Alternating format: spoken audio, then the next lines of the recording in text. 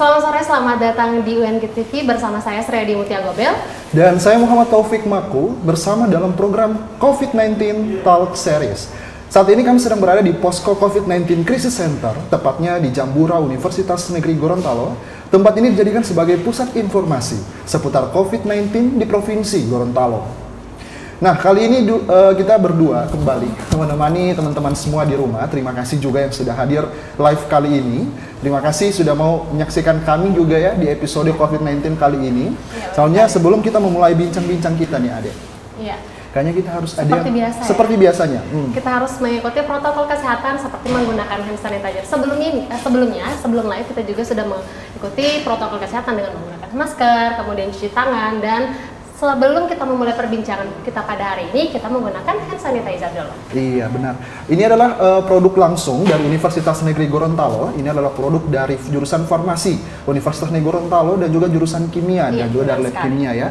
Ini produk-produk kita untuk menanggulangi COVID-19 yang terjadi di Provinsi Gorontalo. Iya, benar sekali. Oke, terima kasih. Ini juga himbauan buat silakan. Himbauan juga buat teman-teman yang di rumah untuk terus mengikuti protokol kesehatan dengan menggunakan hand sanitizer, menggunakan masker dimanapun dan kapanpun Anda berada. Dan juga buat teman-teman untuk tetap menjaga kebersihan diri. Iya, benar sekali. Dari hati dan juga fisik. Pikiran juga ya, perlu ya. Karena sekarang kita lagi dalam masa transisi new normal katanya. Iya, new normal. Jadi walaupun kita sudah beraktivitas seperti sedia kala, jangan lupa juga tetap memperhatikan dimanapun dan kapanpun menggunakan masker, kemudian cuci tangan, hand sanitizer, pokoknya dan jaga jarak ya, social distancing juga perlu. Sebenarnya kita sudah dari sebelum acara ini kita sudah melakukan protokol kesehatan ya, sudah menggunakan masker. Saya saja cuci tangan hampir 3 kali hari ini. Jadi agak kayak keras-keras gimana gitu ya, kulit tangan gitu ya. Resek begini ya. Tapi ini demi kesehatan kita harus utamakan gitu buat teman-teman. Hal itu harus dibiasakan juga. Itu menjadi menjadi tatanan baru buat kehidupan kita bahwa kesehatan itu perlu untuk dijaga juga. Benar sekali. Dan Ade, juga hari ini saya sangat-sangat antusias sekali karena materi tema kali ini saya suka. Iya. Ini adalah karena ini relate dengan kehidupan kita sehari-hari. Benar sekali. Tema kali ini kita akan membahas tentang implementasi nilai-nilai Pancasila di tengah pandemi COVID-19. Waduh. Kalau udah membahas Pancasila itu orang-orang udah pikir gua berat banget. Padahal enggak, padahal itu dalam keseharian kita itu udah termasuk dalam implementasi nilai-nilai Pancasila. Benar sekali. Apalagi di setiap kehidupan kita, dalam diri kita sudah ada nilai-nilai Pancasila yang sudah ditanamkan dari kita lahir sampai kita saat ini bertatang di Indonesia gitu. Dan narasumber kita pada hari ini tuh memang udah pakarnya gitu ya. Iya. Udah the bestnya.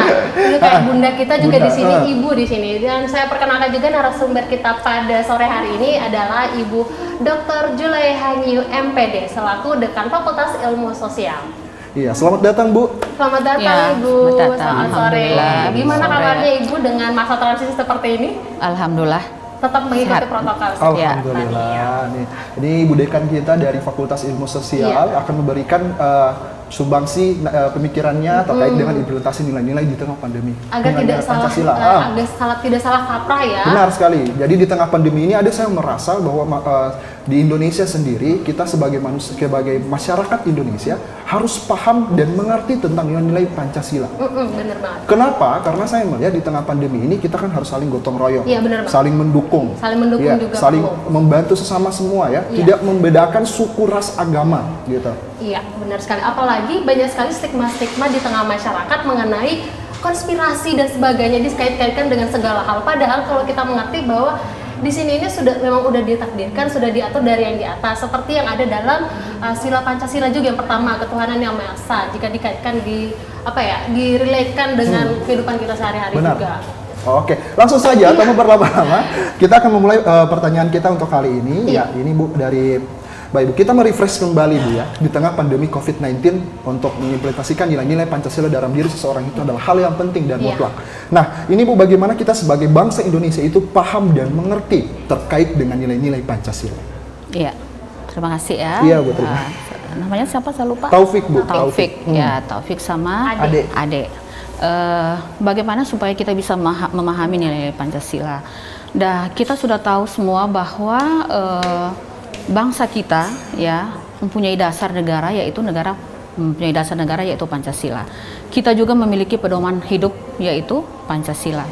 Pancasila juga dikatakan sebagai sumber dari segala sumber hukum. Ya, kita sudah semua tahu. Tetapi bagaimana kita bisa memahami Pancasila itu, ya? Bagaimana memahami Pancasila?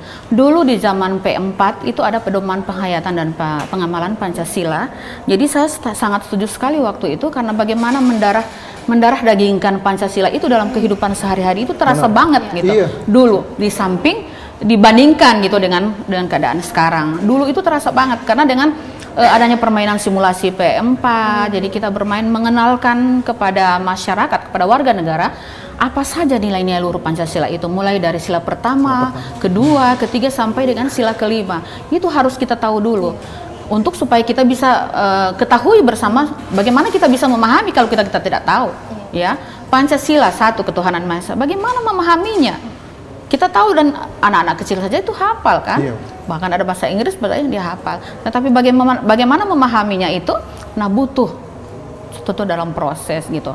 Antara lain lewat P4 tadi, bagaimana kita mendarah dagingkan Pancasila itu dalam kehidupan sehari-hari, lewat permainan simulasi, lewat bagaimana guru mengajarkan itu di dalam kelas gitu, memberikan contoh yang terbaik juga sesuai dengan nilai-nilai yang ada dalam Pancasila itu sendiri.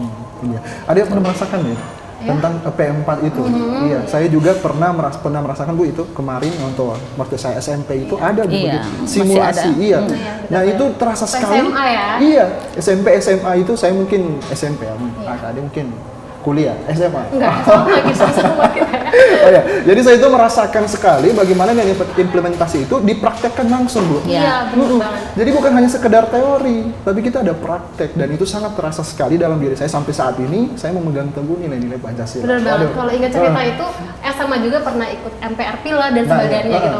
Itu kerasa banget gimana kita dipaksakan, bukan dipaksakan secara batin, nggak dipaksakan untuk bahwa kamu harus mengerti gimana itu Pancasila, ideologi sebuah negara gitu, harus dihafalkan dengan sesungguh-sungguhnya gitu. Jadi kayak berasa sampai dengan sekarang bangga banget ketika harus berkecimpung dengan dunia seperti itu. Dan itu juga kan menjadi dasar diri kita. Iya, benar. Jadi dasar semangat kita untuk bangsa ini kan. Jadi nggak harus yang asal memberikan stigma atau memberikan pendapat yang kita nggak tahu dari mana asalnya gitu ya. Iya. Nah Bu, kalau misalnya Bu di tengah pandemi COVID-19 ini, apakah memang pentingnya Bu mempertahankan nilai-nilai Pancasila untuk bangkitnya Indonesia sekarang ini Bu di tengah pandemi? Sangat penting sekali. Menurut saya sangat penting. Mungkin menurut Anda dan juga teman-teman yang di rumah itu sangat penting sekali ya. Bukan saya mengatakan bahwa Pancasila itu adalah sebagai suatu dasar yang memang seperti agama misalnya yang harus kita tidak, tetapi karena kita berdasarkan pada Pancasila, negara kita itu berdasarkan pada Pancasila dan menjadi pedoman hidup bagi bangsa kita. Jadi apapun yang kita harus laksanakan itu berpedomankan pada Pancasila. Jadi penting sekali menurut saya di tengah pandemi seperti ini kan biasanya suasana hati adik-adik ya. Kadang karena ada suatu wabah, ada yang banyak orang yang tidak suka dan sebagainya, sehingga rasa muncul sesuatu yang sikap yang tidak bisa kita tolerir, misalnya ya kita suka semena-mena terhadap orang lain dan sebagainya. Itu di luar dari Pancasila itu ya. Kalau orang Pancasilais dia memahami benar-benar bagaimana sila-sila dalam Pancasila, baru sila pertama saja ketuhanan yang baru kita kupas saja itu, percaya dan takwa kepada Tuhan yang Maha Esa. Masya Allah, semua itu di situ, diatur di situ. Kalau kita percaya dan takwa kepada Tuhan yang Maha Esa, nah kita harus melaksanakan bagaimana mematuhi ajarannya dan menjauhi larangannya. Ajarannya apa? Di COVID itu kan selalu membersihkan diri, kita mengambil wudhu dalam ajaran agama Islam ya, kebersihanlah sebagian dari iman. Kita harus mengambil air wudhu itu kan harus bersuci ya. Kalau kita bersuci, insya Allah kita dijamin oleh Allah kita selalu bersih dan terhindar dari berbagai macam penyakit. Nah itu penting, makanya saya bilang kalau kita tidak tinggal di bumi Indonesia mungkin itu tidaklah begitu penting gitu. Tapi kan kita tinggal di negara Indonesia, apapun yang kita buat itu berdasarkan dengan Pancasila dan itu semua sudah diatur. Bagaimana keimanan ketakwaan kita kepada Tuhan, bagaimana hubungan kita dengan manusia, ya hablum minallah, hablum minannas, dan bagaimana dengan lingkungan, semua itu sudah diatur. Ada dalam Pancasila. Ada relasi antara Tuhan, manusia dan semesta. Ada semua ada. Cuman memang adik-adik, kalau memang ini contoh ya, percaya dan takwa kepada Tuhan Maha Esa. Kita tahu bahwa Allah itu menciptakan manusia, ya. Sebaik-baik penciptaan itu adalah Allah kan yang menciptakan kita. Dan tidak ada sesuatu pun manusia ini yang mau misalnya terkapar oleh COVID yang ada di Indonesia ini, maupun di bumi di Indonesia di seluruh dunia ini yang beragama yang mau terkapar oleh COVID, tidak ada yang mau. Tetapi karena kita percaya dan takwa kepada Tuhan Yang Maha Esa bahwa ini adalah suatu wabah misalnya yang ini merupakan peringatan bagi kita untuk menguji keimanan dan ketakwaan kita kepada Allah, kita harus terima. Benar. Kita harus terima, tidak boleh kita tolak. Karena orang yang percaya dan takwa itu pasti akan diuji oleh Allah. Karena semakin tinggi keimanan dan ketakwaan kita pada Tuhan Yang Maha Esa, pasti kita akan diuji oleh Allah. Dan itu sebagai bentuk pembuka dasar kita di Pancasila sendiri, ya, yang harus juga ditanamkan setiap masyarakat ini. Di tengah pandemi kita tidak bisa hanya mencari kesalahan-kesalahan misalnya gitu dalam dari bidang kesehatan dan sebagainya. Sebenarnya tidak bisa seperti itu. Sinkron dengan pertanyaan Adi selanjutnya, apakah pada saat ini di tengah pandemi COVID-19 seperti ini, apakah masyarakat sudah mampu mengimplementasikan nilai-nilai Pancasila ini menurut pengamatan? Ya, sebagian sudah memang ya, tetapi wujudnya manusia kan pasti tidak hilaf dengan akan hilang dengan salah gitu ya, pasti tetap ada ya. Sama juga Ustadz pasti akan berbuat dosa ya kita, ya karena memang kita wujudnya manusia ya, pasti kita masih berbuat salah. Demikian juga dalam implementasi nilai Pancasila masih banyak, masih jauh ya. Contohnya begini ya, contohnya maaf saya menyebutkan ya, yang 0203 dulu itu adalah saudara saya. Ya, sepupu saya orang Tamalate, saya sebetulnya orang Tamalate. Nah itu alhamdulillah kami di antara keluarga itu memberikan support, mendoakan dia gitu. Tidak ada mencemooh, kau ini begini, tidak ada mencemooh itu. Karena meyakini bahwa itu adalah dari Allah dan pasti juga Allah akan memberikan kesembuhan gitu ya. Jadi daripada kita mencemooh dia misalnya ya, saya bilang misalnya contohnya, kamu tidak usah dalam keluarga ini sakit. Bahkan kasihan sepupu saya itu secara psikologis dia terasa sekali terganggu. Kenapa? Karena dia terganggu itu karena beritanya sudah ada di medsos gitu ya. Dia bilang, kan kebetulan anak saya itu dokter kan. Dia bilang begini, Mama, dia tanya sama temannya dokter yang merawat, gimana tante saya itu? Alhamdulillah sehat, cuman memang agak sedikit terganggu karena memang beritanya sudah di medsos gitu, sudah ada foto-fotonya gitu, dia merasa terganggu ya. Nah sebaiknya karena itu memang ya sudah seharusnya seperti itu, tidak apa-apa. Cuman kalau ada orang lain yang sudah melihat itu, janganlah disebarkan lebih luas lagi pada orang lain dengan menceritakan begini-begini. Kan mendapatkan penyakit seperti itu kan tidak kita minta gitu ya. Karena itu dari Allah gitu ya, insya Allah juga Allah akan angkat penyakitnya. Amin. Ya.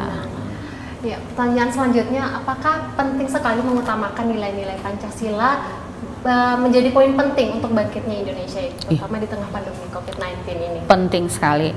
Ya biasanya dengan adanya wabah seperti ini, nilai persatuan kesatuan itu akan semakin, bukan tidak ada, kan semakin sedikit gitu, secara perlahan-lahan diuji. Ya akan semakin ini.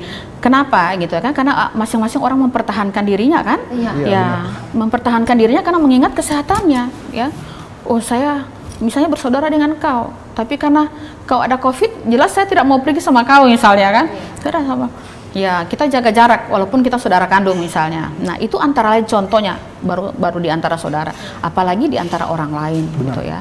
Jadi kita tidak boleh seperti itu sebenarnya. Jadi kita harus bisa memelihara nilai-nilai persatuan.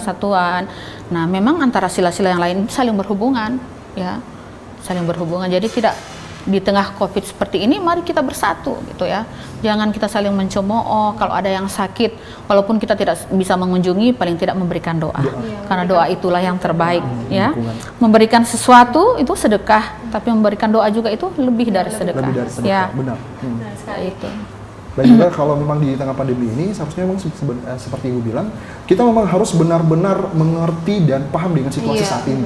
Jadi buat teman-teman yang di rumah ini, jangan untuk saling menjaga nih buat teman-teman, tidak juga di tengah pandemi ini.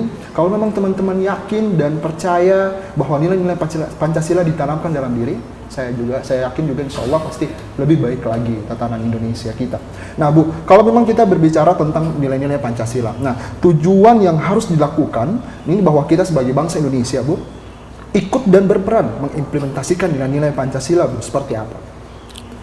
Maksudnya sebagai tujuan dari mengimplementasikan nilai Pancasila. Tujuan mengimplementasikan Pancasila itu sebenarnya sudah ditentukan dalam preambul juga kan, dalam pembukaan Undang-Undang 45, cita-cita dari bangsa Indonesia itu kan sudah tertuang di situ semua, dan itu dituangkan dalam Pancasila, yang sila terakhirnya adalah keadilan sosial bagi seluruh rakyat Indonesia. Tujuannya adalah bagaimana agar kita mengimplementasikan Pancasila, misalnya di tengah-tengah wabah seperti ini, agar supaya nilai-nilai Pancasila itu memang kita laksanakan, kita pahami dan kita laksanakan dengan baik. Iya, benar. Kalau kita pahami dan kita laksanakan dengan baik, insya Allah apapun aktivitas kita, kegiatan kita yang bernilai ibadah dan sebagainya akan dilindungi oleh Allah dan selalu dalam koridor dan sesuai dengan Pancasila dan Undang-Undang 45, tidak akan melenceng dia. Nah, kalau selama ini, ya maaf kalau orang sudah mengaitkan dengan itu politik dan sebagainya, akhirnya dia melebar lagi, padahal bukan seperti itu. Tujuannya bukan seperti itu. Dengan adanya wabah ini, mari kita bersatu. Benar. Ya, kita bersatu dengan kekuatan persatuan-kesatuan ini, insya Allah apapun, ya sebesar apapun yang kita laksanakan itu pasti akan jadi kecil kalau kita bersatu. Nah, itu tujuannya sebenarnya.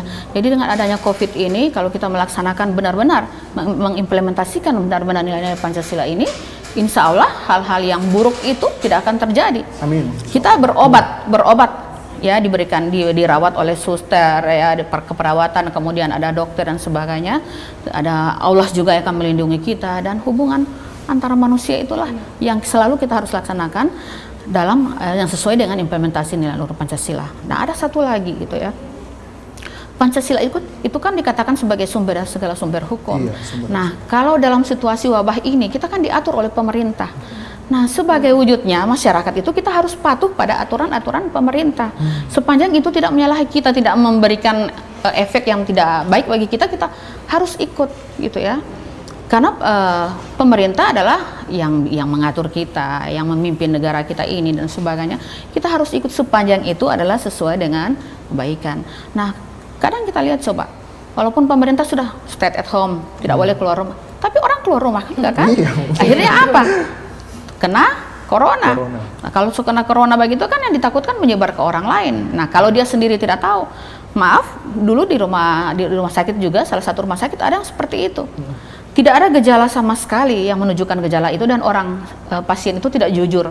Akhirnya terkena yang suster anti oleh yang ini COVID. Karena dia tidak jujur, dia mengatakan dia sehat, cuman sakit biasa seperti ini. Jadi mereka tidak pakai APD kan. Jadi diperiksa dengan akhirnya positif. Nah, itu kejujuran juga itu harus ditanamkan pada ini. Dan memang menanamkan nilai luhur Pancasila itu adik-adik tidak segampang kita membalik telapak tangan. Iya, benar. Ini langsung tak balik, tidak seperti itu. Tapi membutuhkan suatu proses dan butuh kerja keras dari kita. Ya, kita kerja dari kita. Semua berawal dari sendiri. Diri sendiri. Kalau tidak ini, dan memang itu yang saya katakan tadi, mendarah dagingkan Pancasila dalam kehidupan itu sangat sulit. Gitu. Iya, sangat sulit. Apalagi sekarang kalau Pancasila lagi diobok-obok gitu ya, karena ada orang lain dan sebagainya yang ingin menghancurkan Pancasila dan sebagainya. Nah, insya Allah kita tetap mengharapkan Pancasila ini tetap sakti gitu ya. Iya, dan itu sudah dibuktikan dengan 30 September kan, Hari Kesaktian Pancasila. Sudah dibuktikan. Iya, benar sekali, semoga ya kita juga ini bisa mempertahankan nilai-nilai Pancasila. Iya. Sebagai generasi muda nih, generasi muda juga harus semangat. Masih panjang ini perjalanan kita. Benar kata Ibu, kita tuh butuh proses, tidak seperti membalikan telapak tangan, tidak seperti membalikan kue yang sudah dimasak gitu ya, enggak. Kalau itu biasanya saya membalikan. Gitu ya, membalik-balikan. Iya, ke perut langsung masuk ya, langsung diolah di dalam perut ya. Seharusnya ini juga penting buat teman-teman di rumah juga menanamkan nilai-nilai Pancasila, bukan hanya sekedar tahu. Iya, tapi kita harus mengerti makna dari setiap kata nilai-nilai Pancasila. Jangan sampai apa yang masuk ke kepala kita langsung kita keluarkan lagi, harusnya difilter dulu. Kita juga harus punya opini-opini bagus nih. Terhadap banyak sekali orang yang paham dengan nilai Pancasila tapi melenceng dari makna-makna yang sebenarnya. Itu yang saya takut. Di tengah pandemi seperti ini, persepsi manusia terhadap nilai Pancasila itu memang banyak. Tapi bagaimana ketika makna-makna yang diberikan adalah makna-makna yang membantu bangkitnya Indonesia? Benar tidak? Benar banget. Super sekali ya. Sampai ada juga setuju dengan kata Taufik karena stigma di masyarakat itu di tengah pandemi COVID-19 ini banyak sekali. Mau dari menyudutkan dari pihak kesehatan atau tenaga medis, dari pihak pemerintah, mereka suka mencampur adukan sehingga ada sila ketiga itu persatuan Indonesia makin renggang karena isu-isu seperti ini. Bagaimana pendapat Ibu? Karena dengan isu-isu di tengah masyarakat ini bikin kita kayak ada Taufik punya pendapat sendiri, Adi punya pendapat sendiri. Seharusnya kita seperti apa Ibu? Iya, tidak boleh lah sebenarnya saling menuding gitu ya. Kamu salah, yang ini salah, tidak. Tapi kita sebenarnya harus secara duduk kita bersama gitu. Mana yang sebenarnya gitu ya, yang harus kita ikut ini yang mana? Yang biasanya begitu hoax kan? Ada orang yang ikut ini. Pembahasan kemarin itu episode kemarin kita bahas itu. Sama dari Pak Anu mungkin yang dari hukum ya. Itu sebenarnya yang banyak ya, sebenarnya yang menyebar-nyebar seperti itu dosa itu ya, tidak boleh seperti itu. Nah, seharusnya di tengah pandemi seperti ini, mari kita bangun rasa persatuan kesatuan itu. Jangan semua kita selalu harus positive thinking dengan orang, jangan negative thinking dengan orang. Apa-apa, ada lagi dia ini begini. Ya, padahal tidak semua seperti itu kan. Jadi tidak semua seperti itu. Jadi kita ada info dari orang, kita gali dulu itu, kita analis dulu apa betul atau tidak gitu ya. Nah, kalau misalnya betul kan, kalau kita tanya dari orang lain yang ahlinya gitu ya. Tapi kan kadang kalau kita sudah sampai negatif tinggi, kita sudah berdosa. Akhirnya itu tersebar fitnah. Dan fitnah itu adalah lebih buruk dari pembunuhan gitu ya. Fitnah itu lebih buruk dari Nah, kalau misalnya sudah teredar itu fitnah, nah kasihan bagaimana dengan nilai persatuan kesatuan itu. Orang semua sudah mencemoohkan dia, ini begini, padahal tidak sama seperti itu. Gitu. Nah, itu yang harus kita jaga. Nah, sebenarnya kalau di kita itu sudah ada sikap seperti itu yang menanggapi sesuatu dengan jangan ada info yang masuk kita telan begitu saja ya kita ini benar nggak ya, ini benar nggak ya, kita infonya itu kita saring dulu apakah betul atau tidak. Nah, kalau itu kita lihat lagi apakah dia bermanfaat atau tidak, ya kita sampaikan buat orang lain. Kalau itu misalnya tidak bermanfaat bagi orang lain, ya sudah kita tidak usah, untuk diri kita sendiri saja, tidak usah disampaikan pada orang lain. Nah, karena kalau merusak itu persatuan dan kesatuan, dan kebanyakan apalagi di tengah pandemi seperti ini, hoax itu semakin ya, ada orang di kedukaan, ke sosial media dan orang langsung percaya. Yang di situ meninggal pakai COVID, padahal tidak COVID, ya. Ada fitnah lagi, itu katanya dari tenaga kesehatan seperti ini. Ada permainan juga dari politik seperti ini. Nah, akibatnya kita saling tuding-menuding kan, berbuat dosa dan tidak akan berkah lagi negeri ini kalau sudah hidup dengan seperti itu. Ya, karena apapun yang kita lakukan kita harus mencari keberkahan kan. Kalau kita yang kita lakukan itu tidak benar gitu, menuduh orang lain dan sebagainya, akhirnya tidak ada keberkahan. Dan dengan sendirinya nilai sila persatuan kesatuan itu tidak akan terjalin dengan baik. Kalau misalkan kita tidak bentuk dari diri kita sendiri. Dan jangan menjadikan diri kita ini sebagai perusak bangsa. Benar sekali ya. Jangan menjadikan kita ini sebagai mengadu domba bangsa. Ini yang perlu ditanamkan. Mengadu domba itu tidak boleh juga. Iya Bu. Menjadi fitnah yang mungkin teman-teman rasakan di tengah pandemi. Jangan gampang menyebarkan informasi yang tidak benar.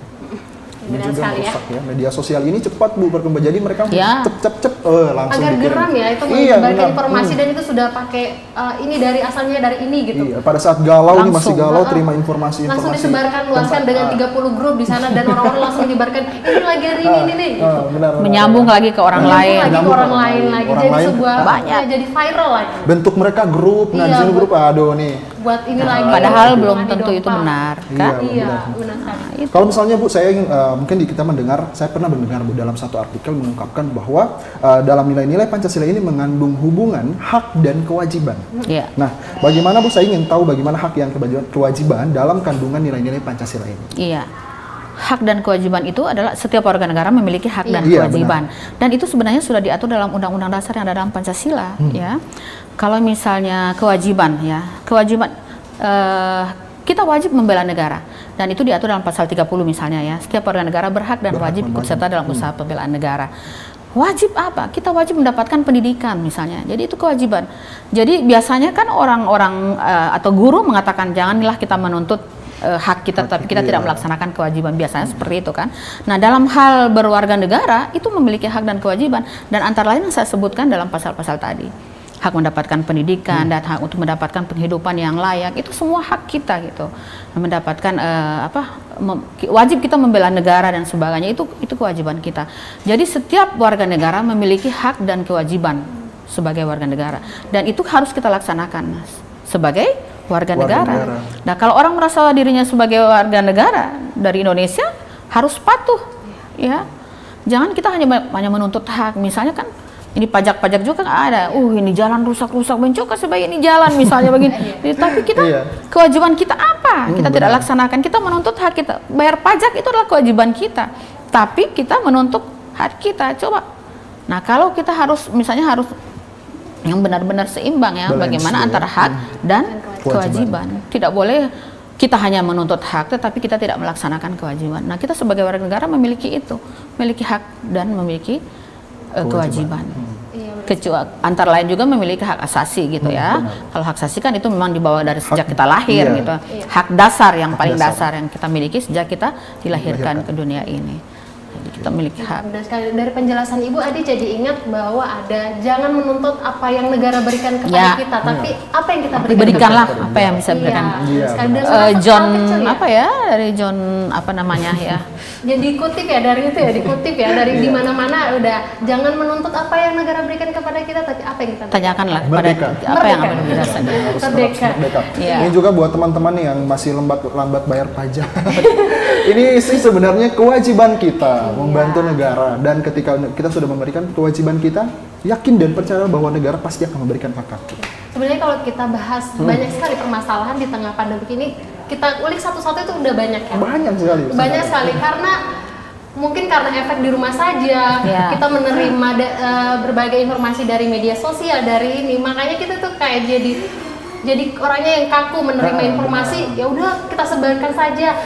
Apalagi yang paling ada sangat sayangkan, betul kata Ibu, bahwa kita walaupun berada dalam posisi ya mohon maaf keluarga kita sedang menimpa musibah, tertimpa corona gitu ya, seharusnya kita saling support gitu, karena rasa persatuan juga adil terhadap orang lain, karena mereka juga butuh hidup, butuh kehidupan, butuh bahagia. Dari sisi psikologis, dari sisi mengedukasi juga perlu kita bangun, apalagi dengan adanya implementasi nilai-nilai Pancasila ini sangat bagus untuk kita gitu. Harusnya ini menjadi tatanan sebuah diri kita bagi negara kita sendiri. Menjadi anak muda itu tidak gampang di Indonesia. Iya, benar banget ini. Kita harus apalagi kalau yang anak-anak muda Pancasilais gitu, beda banget.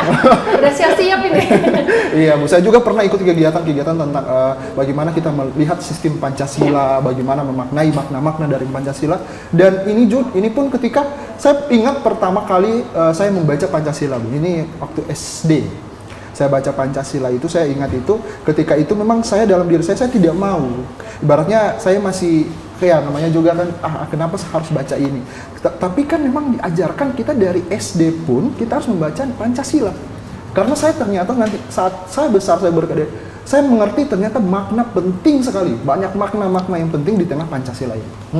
Dan itu menjadi tatanan buat diri saya. Benar sekali. Benar sekali ya. Jadi harus punya pacar yang harus tahu Pancasilais. Ada juga yang tidak hafal Pancasila loh. Iya benar. Jangan ada duta Pancasila ya. Iya. Ini suka bener ya suka begini ya. Suka ada aja ya di kemarin gitu ya. Selanjutnya Ibu Adi ingin bertanya gitu. Bagaimana sih menumbuhkan rasa Pancasilais kata seperti Ibu sejak dini gitu. Apalagi di tahun angkatan 2020, class of 2020 gitu ya. Sejak dini menanamkan bahwa adik kita nih, kakak di tahun 2020 itu ada corona. Gimana sih mengimplementasikan sejak dini gitu kepada mereka? Kalau tadi kan dikatakan kan masih SD disuruh hafal Pancasila kan. Ya memang kalau anak-anak TK itu saja, jangankan TK, yang PAUD itu sudah hafal. Bahkan bukan bahasa Indonesia, bahasa Gorontalo, semua bahasa Inggris, bahasa Arab mereka itu Pancasila. Ya kalah kita ya dengan mereka yang ada di zaman sekarang gitu, yang baru-baru ya. Tapi adik-adik sesungguhnya memang dari awal seperti itu. Jadi memang bagaimana kita bisa merubah sikap seorang itu ada dua. Yang pertama adalah lewat pembiasaan dan yang kedua adalah lewat contoh. Nah, contoh ini mungkin sikap ya dari guru, kemudian dari keluarga di rumah, dari orang tua, dari saudara-saudara, mungkin itu dari itu. Tetapi kalau pembiasaan itu biasanya dari guru kan, kayak tadi kan, pembiasaan untuk membacakan Pancasila. Dan itu harus semua, Bu, bukan hanya satu orang, harus semua. Semua. Nah, kalau sudah dibiasakan membaca Pancasila, pasti dia ingat gitu. Tinggal bagaimana kita menyiasati agar supaya Pancasila itu bisa dia pahami gitu. Kan kadang cuma di luar otak kan itu cuma hafal, tapi bagaimana supaya kita bisa memahami Pancasila itu dengan benar? Nah, itu sekarang butuh sentuhan dari orang tuanya misalnya, dari gurunya misalnya. Guru itu pasti mendidik dia, menanamkan dia tentang nilai Pancasila itu. Jadi bukan hanya sebatas sila pertama ketuhanan yang Maha Esa, tetapi bagaimana itu sila pertama ketuhanan yang Maha Esa. Nah, kalau anak-anak yang kritis itu biasanya dia seperti anak saya dulu kan, dia kebetulan mati lampu di rumah di teras, kemudian lagi papanya main-main gitar, dia lihat bintang, dia tanya, "Mama, Papa, ini bintang ini siapa yang bikin ya?" Dia bilang begitu, "Siapa yang bikin ya?" Nah, itu sebenarnya adalah bagaimana kita menanamkan sikap percaya pada Tuhan yang Maha Esa. Oh, ada yang buat, nah Allah yang buat misalnya, Tuhan yang Maha Esa buat. Kenapa sampai di atas Mama ya? Nah, itu sampai mereka tanya gitu. Anak-anak itu seperti itu. Nah, itu butuh rasa ingin tahu rasa ingin tahu yang besar sekali. Nah, itu orang tua harus tahu tuh ya. Dan makanya saya bilang harus jadi contoh teladan itu dari orang tua. Kalau orang tua tidak tahu, nah kita mau jawab apa sama anak kita gitu. Kecuali kalau di sekolah alhamdulillah, tapi kalau di tengah pandemi seperti ini kita mau ajarkan bagaimana? Di sekolah kan tidak ada pembelajaran. Di rumah kalau anak TK kan tidak sesuai dengan ini. Kecuali orang tua, ya kita harus memiliki ilmu seperti itu. Memiliki ilmu tentang Pancasila itu sendiri. Walaupun orang-orang di desa itu kan, walaupun mereka tidak tahu, tapi mereka tidak tahu itu Pancasila. Tapi nilai-nilai itu mereka sudah tahu. Cuman mereka tidak tahu apakah itu termasuk dalam Pancasila. Itu orang desa. Tapi mereka sudah tahu dan mereka mengajarkan hal yang baik itu kepada anak-anaknya. Nah, di tengah pandemi seperti ini, dengan cara seperti itu kalau diajarkan kepada anak-anak didik kita kan tidak belajar, dia tidak belajar kecuali cuma menyanyi lagu Pancasila dan sebagainya kan, tapi tidak ada yang mengajar. Nah, kita sebagai orang tua atau kakak, paling tidak kakak lah atau saudara, nah dia sekolah, kalau orang tua kan tidak sekolah olo kan, nah di PKK ada sekolah, kakaknya mengajarkan pada adiknya ya.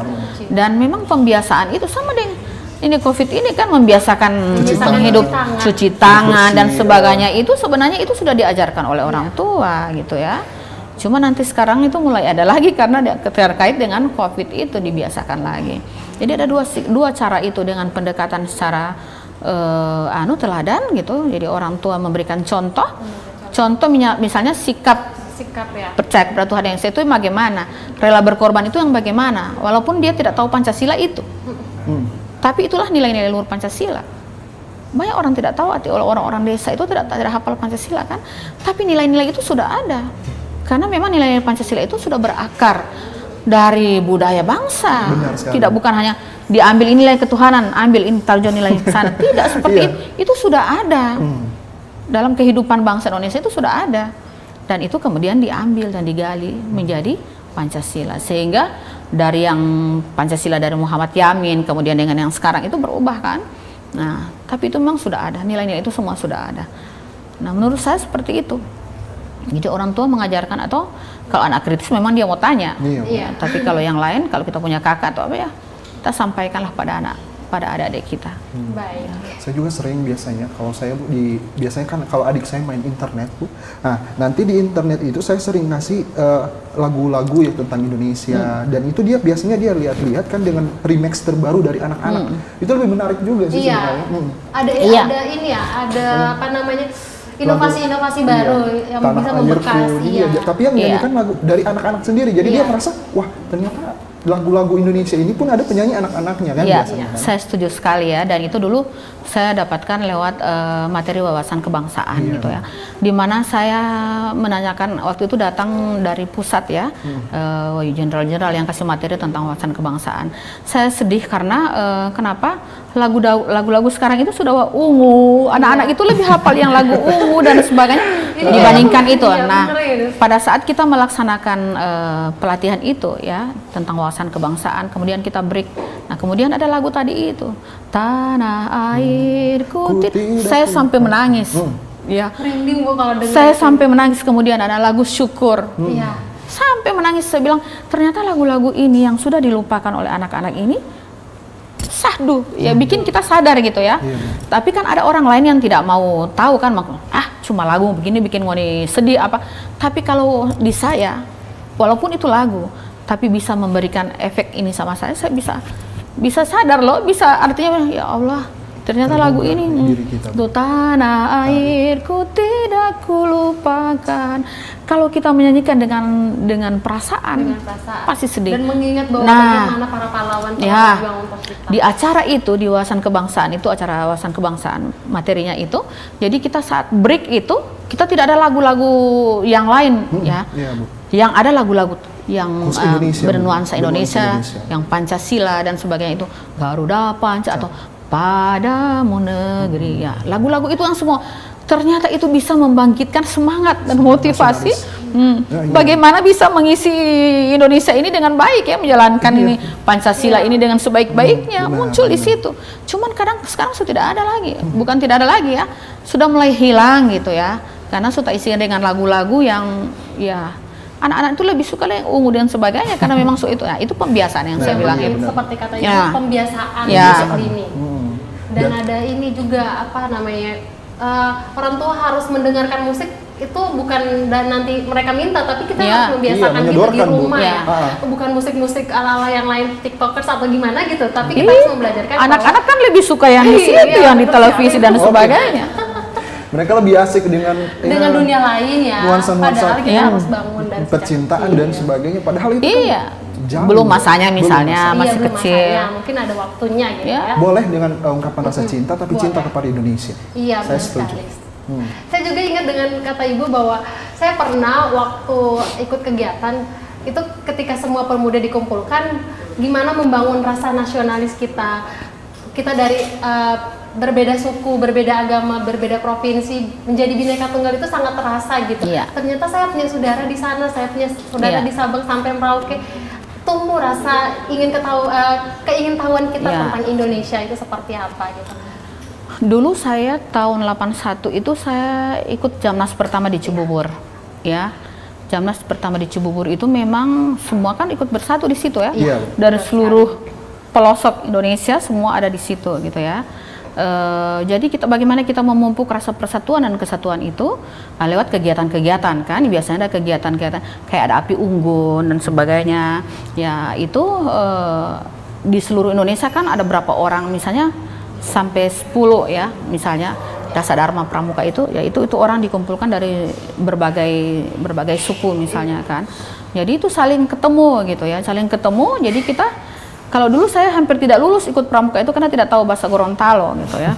Padahal di sana justru pakai bahasa Indonesia dan karena ingin menonjolkan kedaerahan gitu di sana ya. Gitu. Jadi kalau bagaimana di antara pemuda ya kita saling memanggil lah ya, menularkan sesuatu yang baik kepada teman-teman yang lain gitu ya. Jangan sampai ada sesuatu yang tidak ini tidak panggil lagi dia ini, harus saling memanggil ya. Memanggil ada sesuatu, ada kegiatan yang bisa artinya ada manfaatnya di situ ya, karena sebaik-baik manusia adalah manusia yang bisa bermanfaat bagi orang lain kan. Jadi kita lihat di situ, kita ajaklah orang gitu ya, kita saling mengajak gitu ke arah kebaikan ya. Itu baik. Sangat seru ya pembahasan kita pada sore hari ini, tapi jangan kemana-mana, kita akan kembali lagi tetap di UNG TV.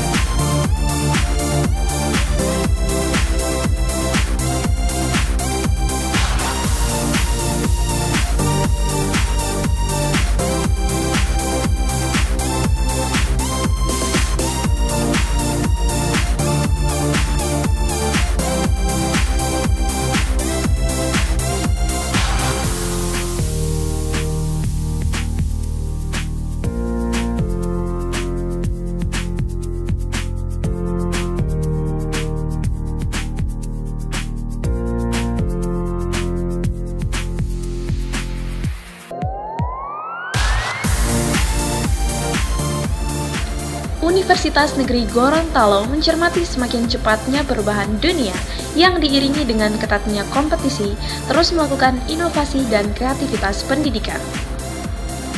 Sampai tahun 2019, jumlah mahasiswa pendaftar adalah 19.940 orang dengan 814 dosen yang termasuk di dalamnya 34 guru besar yang tersebar di 10 fakultas yang ada di Universitas Negeri Gorontalo. Di tahun 2019, Dr. Edward Wolok STMT sebagai Rektor Universitas Negeri Gorontalo menetapkan visi dan misi Universitas Negeri Gorontalo, yaitu mengembangkan pendidikan dan pengajaran digital-based learning guna menghasilkan lulusan yang memiliki kemampuan profesionalitas dengan menguasai teknologi di bidang kependidikan dan non-kependidikan. Meningkatkan kompetensi dan penelitian dan mengembangkan kompetensi peneliti untuk menghasilkan ilmu pengetahuan dan teknologi terbarukan yang memiliki manfaat untuk meningkatkan kesejahteraan masyarakat, pembangunan daerah dan nasional secara berkelanjutan.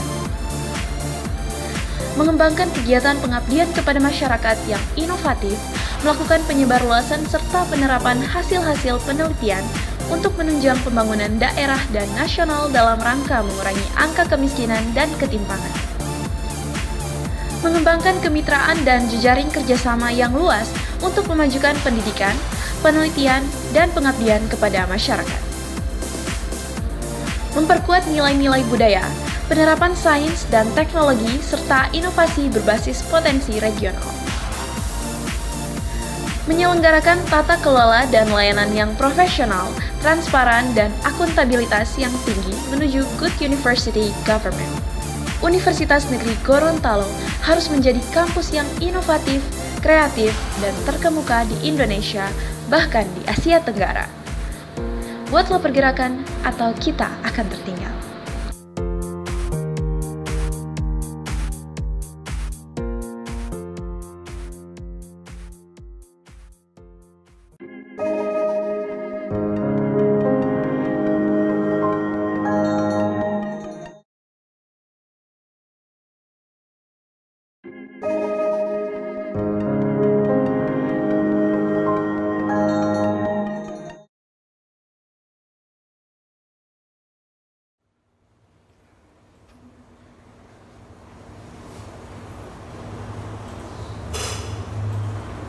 Terima kasih teman-teman masih bersama kami di Live UNG TV. Kali ini juga pembahasan yang sangat menarik dan mengedukasi tentang nilai-nilai implementasi Pancasila.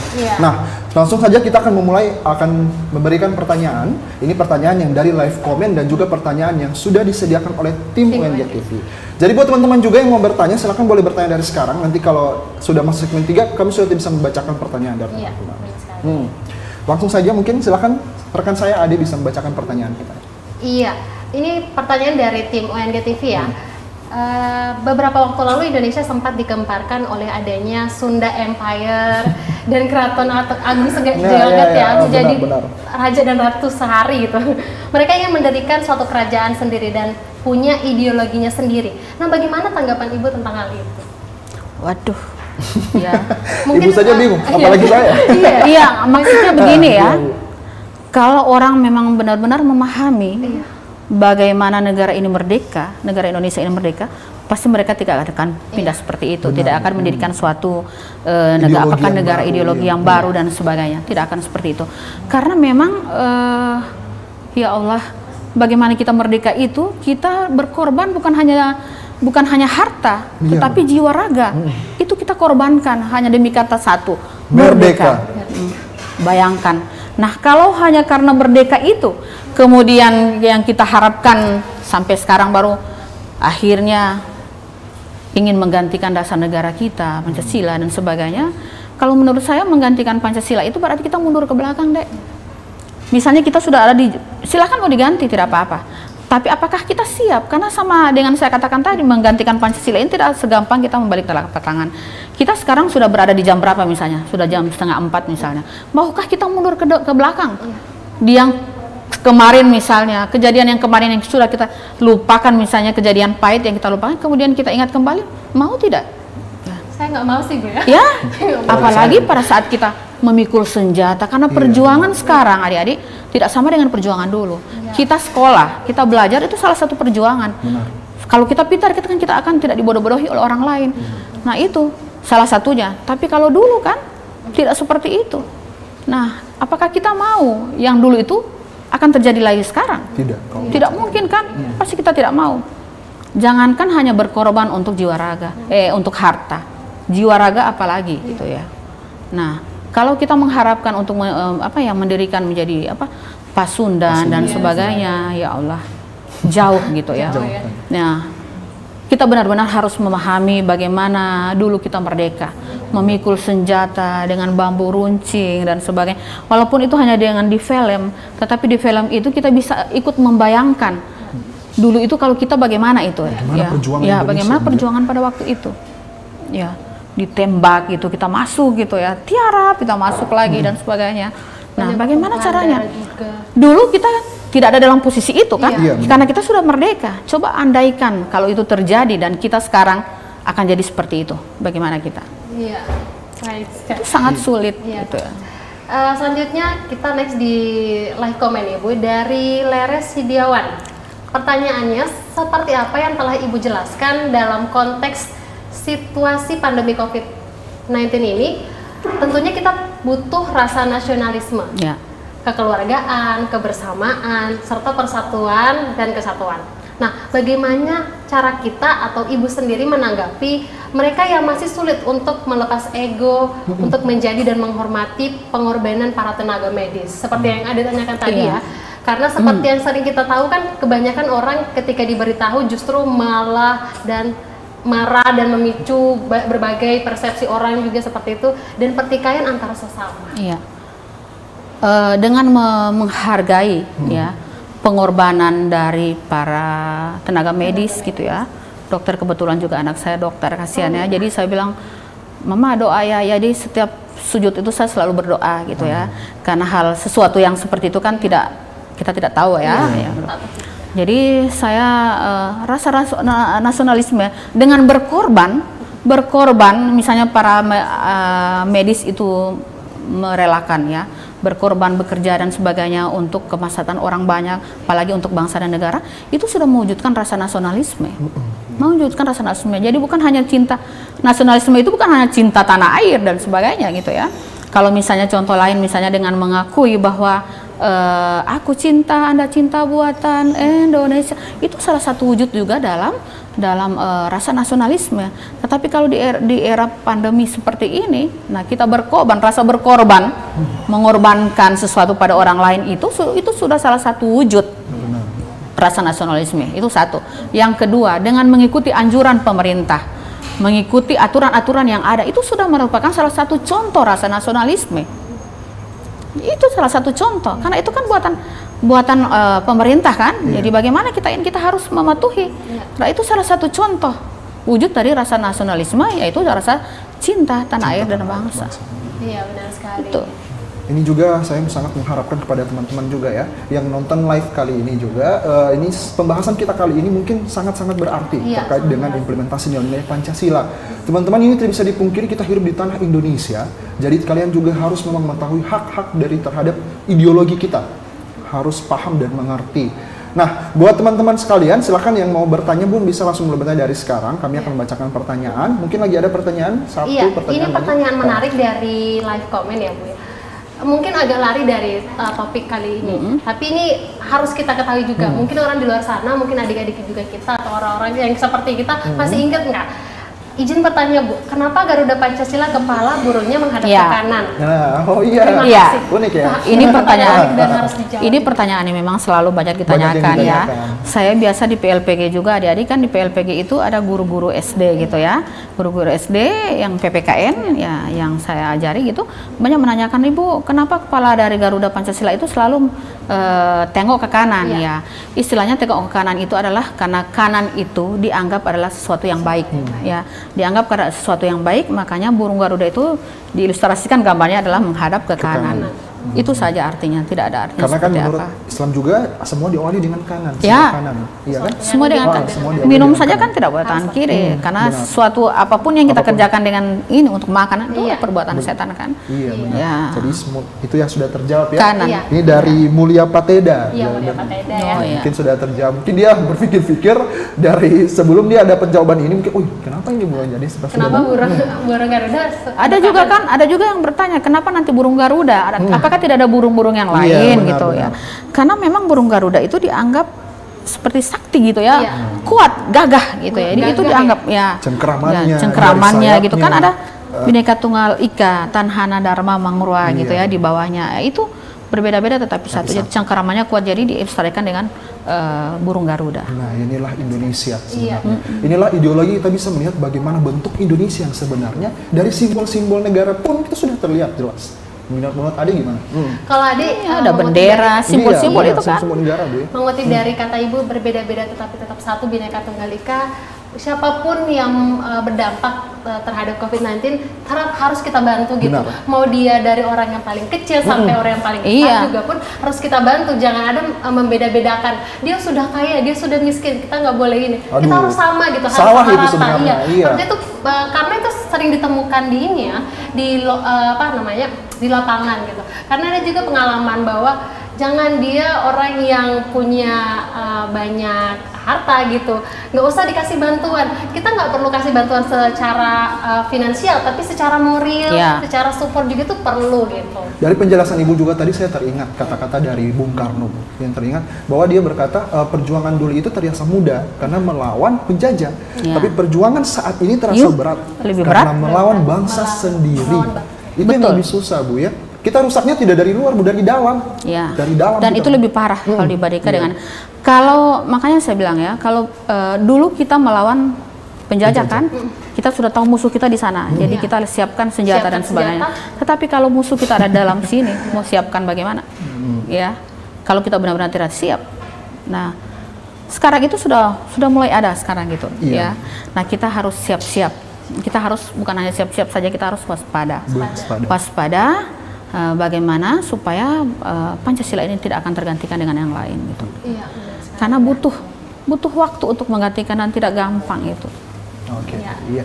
Terima kasih jawaban dari Ibu untuk segmen 2 kali Iya. ini. Jadi semua pertanyaan sudah dijawab ya. Kami pun mohon maaf jika ada teman-teman yang ingin bertanya, kami tidak sempat menjawab, saya mohon maaf. Iya. Ya, nanti mungkin di lain episode bisa Benar bertanya. sekali. Oke, satu pertanyaan dari Ade, Ibu. Di tengah pandemi COVID-19 ini, bagaimana cara kita mungkin mengimplementasikan untuk diri sendiri itu seperti apa? Iya. Kalau sebenarnya ya, kalau bagi saya kadang untuk diri sendiri itu terasa lebih sulit dibandingkan dengan kita pada Iya, orang lain. Karena Kenapa? melawan ego Ya, sendiri karena juga. kita sudah tahu itu tapi kita lawan gitu ya. Kita saat tidak tahu sudah tahu. Kalau saya lebih implementasi itu kau barengan dengan agama, ajaran-ajaran agama. Kalau kau implementasi Pancasila itu kau bareng dengan ajaran-ajaran agama, insya Allah akan terlaksana dengan baik. Amin. Iya, karena semua itu sudah jelas kan dalam surat apa itu semua sudah jelas. Nah, kalau kita tidak bangkit belajar tentang itu, nah kapan lagi? Kita tidak tahu sampai di mana umur kita. Sampai di mana? Iya. Kita tidak tahu. Nah, kita harus bangkit sekarang. Dari sekarang kita harus belajar. Iya, benar Benar sekali ya. sekali. Manis sekali pembahasan kita hari ini Iya. ya.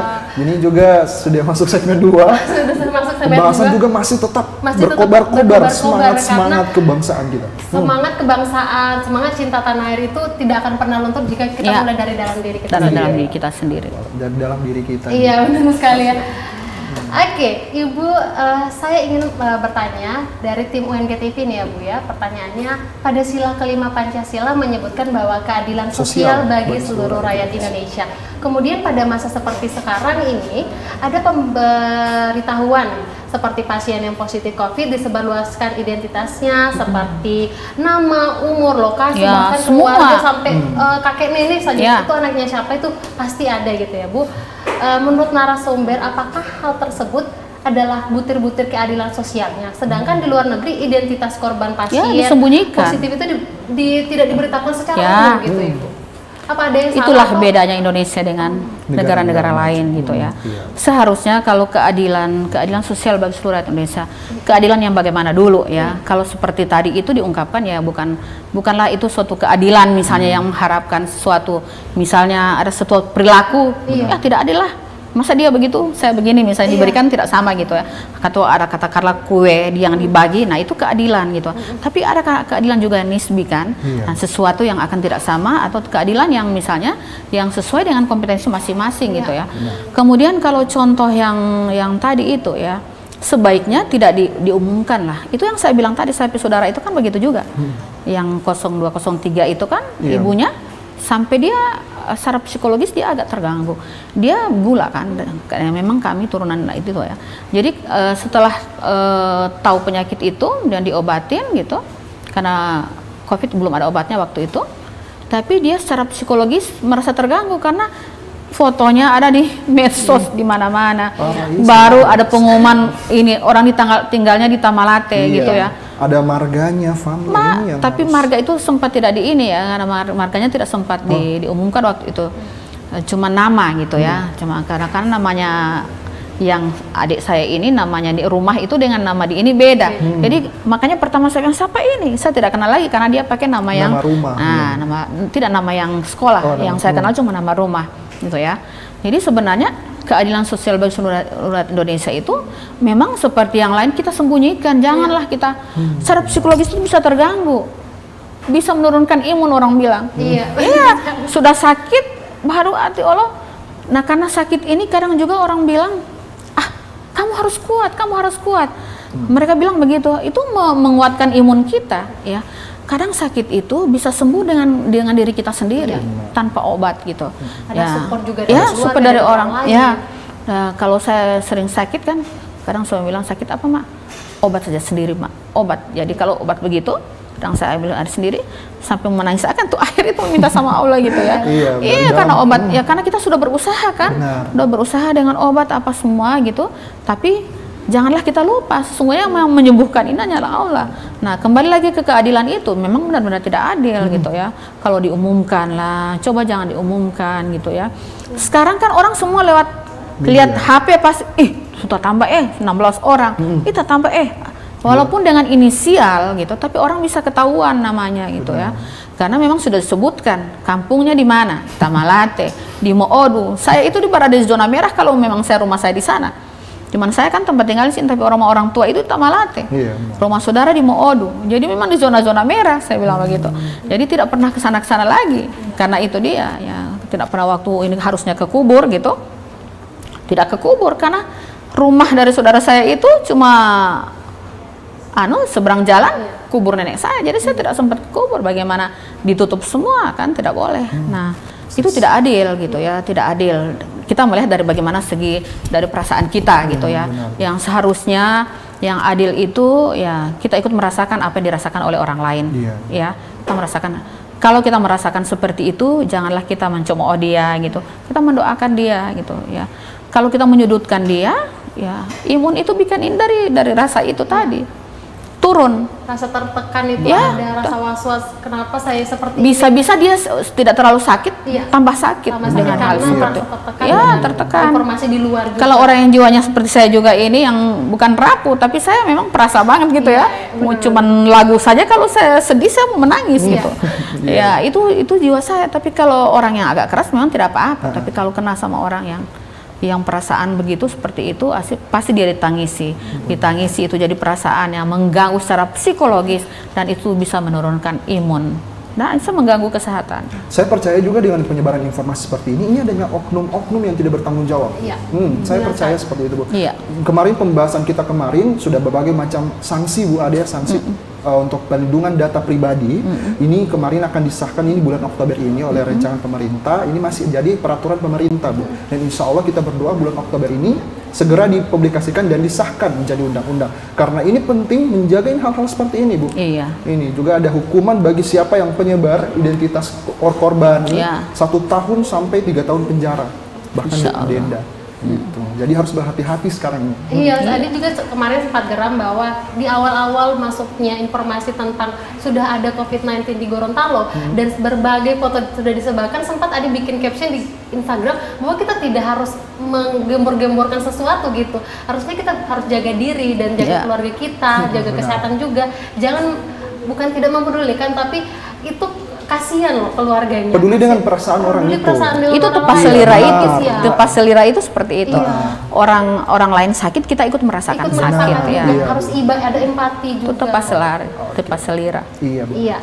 Selanjutnya Ibu, bagaimana tanggapan Ibu? Ini mungkin kalau pemirsa di rumah juga kejadian menolak pasien COVID-19, walaupun baik yang tidak yang meninggal maksudnya. Meninggal ya. Gara-gara baik dia PDP maupun yang sudah masuk dalam COVID-19, bagaimana? Tidak boleh sebenarnya ya. Nilai Pancasila. Iyalah, itu menyalahi ya. Di dalam sila kedua kan itu ada ya. Bagaimana kita harus menjunjung tinggi nilai-nilai kemanusiaan itu, dan nilai-nilai kemanusiaan itu antara lain ada di situ itu. Benar. Ya. Kalau orang yang sudah, apalagi yang meninggal, ada kan dia di mana yang saya lupa ya, di Pohe atau di mana itu yang sempat ditolak oleh warga, tidak sampai 19 jam. 19 jam dulu ya? 19 jam katanya itu yang saya dengar. Entah itu juga apakah hoax atau tidak, karena berita juga di ini, itu ditolak oleh warga untuk dikebumikan di situ, dimakamkan di situ gitu ya. Padahal kalau orang sudah meninggal itu kan dia sudah putus semua, tidak ada lagi itu bakteri virus itu kan bagi saya gitu. Tidak tahu bagaimana oleh medis gitu ya. Apalagi kalau sudah dibungkus ya dengan alat-alat seperti itu supaya tidak berjangkit pada orang lain gitu. Malah ada yang di mana saya lihat itu dibuka kan? Iya benar. Dibuka. Nah, itu sudah COVID ya. Sudah COVID ya, tapi karena dilihat dari segi kemanusiaan, makanya saya bilang sama ini anak saya kan yang nomor 3 ini mau paksa gitu pergi ke rumah temannya. Saya bilang, nak, ini masih suasana seperti ini, jangan dulu pergi. Noah ada bilang begitu, pergi menangis dia. Karena bayangan saya itu ya, bayangkan kalau kita mati dalam keadaan seperti itu dan hanya orang yang sholat itu hanya berapa orang gitu ya. Sedangkan yang dalam ajaran agama itu yang menyolati kita 40 orang itu baru insya Allah kita diterima di surga misalnya ya. Tapi dalam kondisi seperti ini kan Allah juga tahu